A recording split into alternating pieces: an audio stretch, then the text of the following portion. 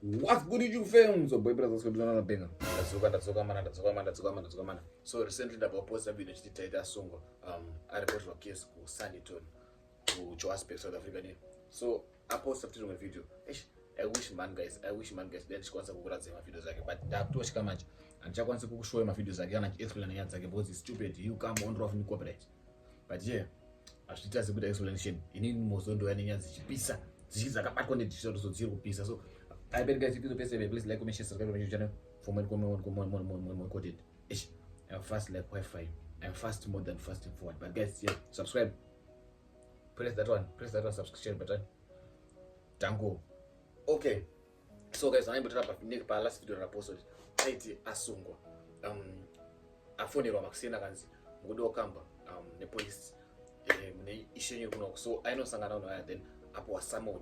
Someone to draw kana wareportera case nemu someone irutara yekutanzi Tytie should take down the video raketa live raketa 13,000 subscribers 30,000 views and he should take down this video because akainsulta vanhu vakawanda. So the fun thing is asikuzoti munamu report to police ndiani amenondinyati here amenondimo boys here amenoti ndiana tandamaza here amenoti mpengo robi here pamwe ndini kana ndiani because kana kuti ndisanokadzi because akabaizira vanhu vakawanda pavideo ro he insulted vanhu vakawanda he attacked vanhu vakawanda pavideo ro achitaura zvakashata he exposed manumbers evanhu palive video ro achitaura junk palive video ro.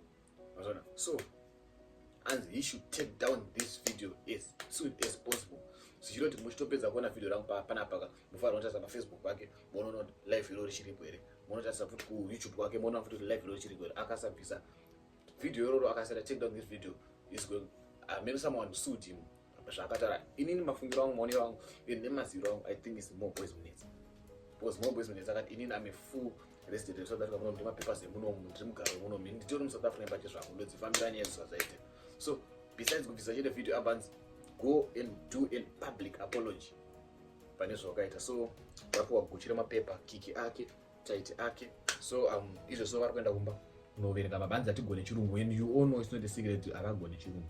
So since asingagone chirungu anzi kunogubhula tonotasarasa zvinorevei because pakanyorwa madeep english mavhoko volive calabastas mazivhoko ari panhingiri ipapo. So now they're going to google vonotsvaka kuti zvikunzi chii then they will come back and do a public apology vachikumbira kuti toda kumbira regero vozvininipisa pavaifarisira ipapo adongoti namapurisa South Africa kuti magona marera ibwepe adyira. Next time people should not take advantage of other people just because they have numbers. They should not take advantage of people just because they are famous. That's 100% wrong. So guys, don't you understand business? So if it's the first time, please like, comment, share, subscribe to my channel. Because don't risk, don't know copyright. I'm stupid, I know that. I want to get a channel, but I know, guys. Please at least subscribe to my YouTube channel. Comment, subscribe, watch all the ads, watch all the adverts, man. My ads, those my videos, no Buddha, no feelings of one video down. So also skip, don't skip, because if you skip, or you they skip money for me, or I need money. So those are another so guys that money to drop it chiri kupisa chiri kubatwa ne digital research tool rameza saka blog wa blogger anonyepa inini one blogger notacho kwadi one muruma na makuwa the fullest. I bet guys do what you do best and keep doing what I'm doing best. My name is Space Magara. Go and check YouTube kwake kuti Tytie live really chiri kueranzi rakakatanzi finally explaining about copyright.